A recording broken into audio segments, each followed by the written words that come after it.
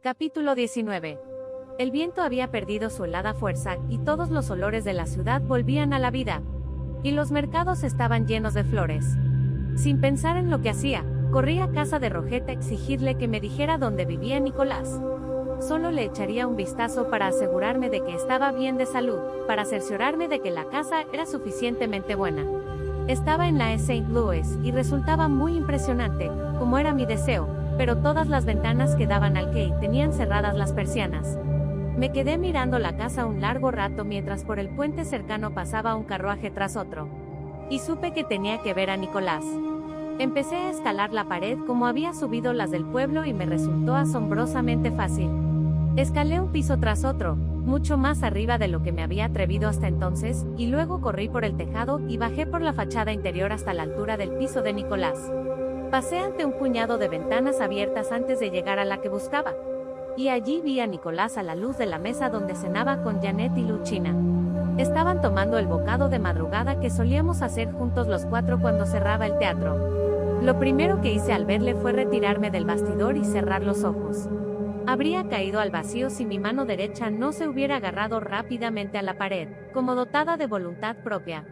Solo había visto la habitación por un instante, pero todos los detalles estaban fijos en mi mente. Nicolás iba vestido con sus viejas ropas de terciopelo verde, el elegante atavío que había llevado con tanto desparpajo por las tortuosas callejas de nuestro pueblo natal. Sin embargo, en torno a él abundaban los signos de riqueza que yo le había enviado, los libros encuadernados en piel de los estantes y un escritorio con incrustaciones, presidido por un cuadro ovalado. Y el violín italiano brillando sobre el nuevo pianoforte. Lucía un anillo con piedras preciosas que le había hecho mandar, y llevaba el cabello castaño atado en la nuca con un lazo de seda negra. Estaba sentado, meditabundo, con los codos sobre la mesa y sin probar bocado del plato de exquisita porcelana que tenía ante sí. Poco a poco, abrí los ojos y volví a mirarle. Allí bajo el resplandor de la luz, quedaban de relieve sus gracias naturales, los brazos delicados pero fuertes, los ojos grandes y sobrios y la boca que, pese a toda la ironía y todo el sarcasmo que pudieran salir de ella, era infantil y dispuesta a ser besada. Me pareció descubrir en él una fragilidad que jamás había percibido o entendido. No obstante, ni Nicolás parecía inmensamente inteligente, lleno de pensamientos confusos e intransigentes, mientras escuchaba el rápido parloteo de Janet. Lestat se ha casado, decía la muchacha, mientras Luchina, su compañera, asentía con la cabeza. Su esposa es una mujer rica, y él no puede revelarle que ha sido un vulgar actor. El asunto es así de simple.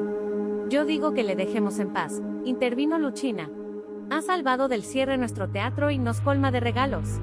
No creo que sea cierto lo que dices, replicó Nicolás a Janet con voz amarga. Lestat no se avergonzaría de nosotros. En sus palabras había una rabia contenida y una profunda aflicción. ¿Por qué se marchó como lo hizo? Yo le oí llamarme a gritos y descubrí la ventana rota en pedazos. Os aseguro que estaba medio despierto y que escuché su voz. Un incómodo silencio cayó sobre los tres comensales.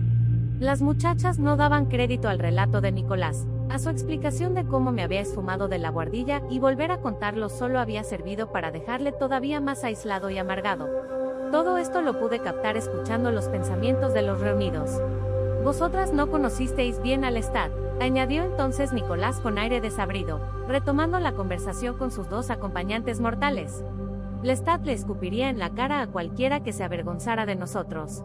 Me envía dinero, pero ¿qué se supone que debo hacer con él? Mi viejo amigo está jugando con nosotros. No obtuvo respuesta de las muchachas, personas prácticas y sensatas que no estaban dispuestas a hablar en contra de su misterioso benefactor. Las cosas iban demasiado bien. Y al prolongarse el silencio, advertí la profundidad de la angustia de Nicolás. La percibí como si estuviera asomándome a su mente. Y no pude soportarlo. No pude soportar el hecho de sondear su mente sin que él lo supiera.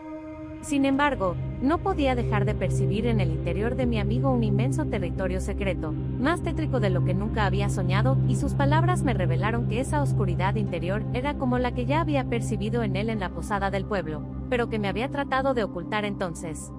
Ahora, casi podía ver ese territorio secreto.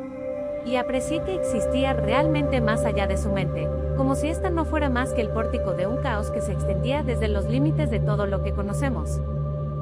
Aquello era demasiado aterrador. No quise verlo. No quería sentir lo que sentía. ¿Qué podía hacer por él? Eso era lo importante. ¿Qué podía hacer para poner fin a aquel tormento de una vez por todas? Sí, ardía en deseos de tocarle, de rozar sus manos, sus brazos, su rostro. Quería tocar su carne con aquellos nuevos dedos inmortales. Y me descubrí susurrando la palabra vivo. Sí, estás vivo y eso significa que puedes morir. Y todo lo que veo cuando te miro es absolutamente insustancial, es una mezcolanza de pequeños movimientos, y de colores indefinibles como si carecieras de cuerpo, y solo fueras una acumulación de calor, y de luz. Tú eres la luz misma, y yo, ¿qué soy ahora? Aunque eterno, me retuerzo como una pavesa en ese resplandor. Pero la atmósfera de la habitación había cambiado. Luchina y Janet se despedían con unas frases corteses. Nicolás no les hacía caso. Se había vuelto hacia la ventana, y se estaba incorporando como si le llamara una voz secreta. La expresión de su rostro era indescriptible. Sabía que yo estaba allí. En un abrir y cerrar de ojos, salté por la resbaladiza pared hasta el tejado. Pero todavía podía oírle allá abajo. Volví la cabeza y observé sus manos desnudas en el alféizar. Y a través del silencio, pude oír su pánico. Había notado que yo estaba allí. Era mi presencia lo que había percibido, igual que yo percibía aquella presencia en los cementerios. Pero ¿cómo? Se decía, ¿podía estar allí Lestat? Me sentía demasiado conmocionado para hacer nada. Me sujeté del canal del tejado, me tendí sobre este, y advertí cuando se marchaban las muchachas y Nicolás se quedaba a solas. Y mi único pensamiento fue, ¿qué era, por todos los demonios, esta presencia que Nicolás había percibido? Me refiero a que yo no era ya Lestat, sino un demonio, un poderoso y voraz vampiro. Y pese a ello, Nicolás notaba mi presencia, la presencia de Lestat, el hombre al que había conocido. Era algo muy distinto a cuando un mortal veía mi rostro y balbuceaba mi nombre, lleno de confusión. Nicolás había reconocido en mi naturaleza monstruosa algo que él conocía y amaba. Dejé de escuchar sus pensamientos, y sencillamente, permanecí tendido en el tejado. Pero supe que abajo, Nicolás se estaba moviendo. Supe cuando cogía el violín colocado sobre el pianoforte, y cuando se asomaba de nuevo a la ventana. Y me cubrí los oídos con las manos. Pese a ello, me llegó el sonido. Surgió del instrumento y desgarró la noche como si fuera un elemento reluciente, distinto al aire, la luz y la materia, que pudiera ascender hasta las propias estrellas. Atacó las cuerdas y casi pude verle con los párpados cerrados, meciéndose a un lado y a otro con la cabeza inclinada sobre el violín como si quisiera fundirse con la música, hasta que se borró de mí toda sensación de su presencia y solo quedó el sonido, las notas largas y vibrantes, los escalofriantes glisandos y el violín cantando en su propio idioma hasta hacer que pareciera falsa cualquier otra forma de hablar. Sin embargo, conforme avanzaba, la canción se convirtió en la esencia misma de la desesperación, como si su belleza fuera una horrible coincidencia, una extravagancia sin un ápice de verdad. ¿Expresaba esto lo que Nicolás creía, lo que siempre había creído cuando yo le hablaba largo y tendido sobre la bondad? ¿Era él quien se lo hacía decir al violín? Estaba, tal vez, creando deliberadamente aquellas notas largas, puras y líquidas, para decir que la belleza no significaba nada porque surgía de su desesperación, y que tampoco tenía nada que ver, en el fondo, con tal desesperación, pues esta no era hermosa y la belleza era.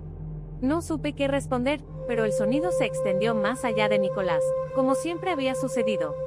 Se hizo mayor que la desesperación. Se transformó sin esfuerzo en una lenta melodía, como el agua que busca su camino en la ladera de la montaña.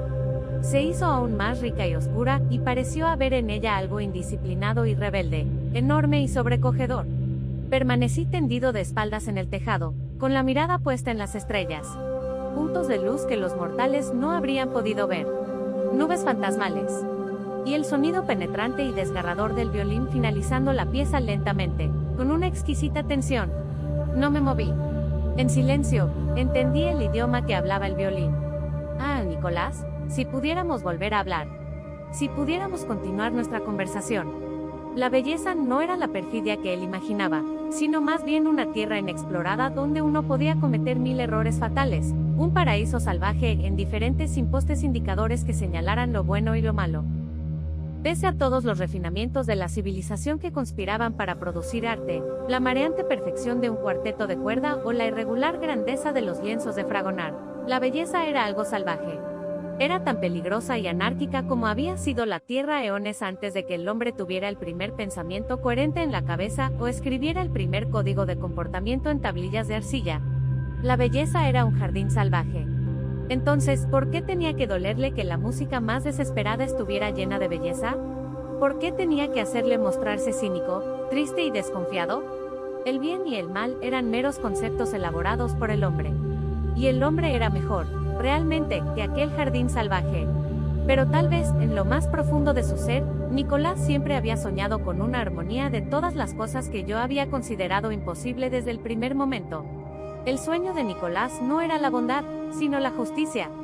De todos modos, ya no volveríamos a discutir tales cosas frente a frente. Nunca volveríamos a estar en la posada. Perdóname, Nicolás. El bien y el mal existen todavía, y seguirán existiendo. En cambio, nuestra conversación ha terminado para siempre. Sin embargo, en el mismo instante en que me retiraba del tejado y me alejaba en silencio de la E de St. Louis, ya sabía lo que me proponía hacer. No quise reconocerlo, pero ya lo sabía. La noche siguiente, ya era tarde cuando llegué al Boulevard du Temple. Venía de saciarme a gusto en la Ile de la Cité, y el primer acto de la representación en la casa de Thespis ya estaba avanzado.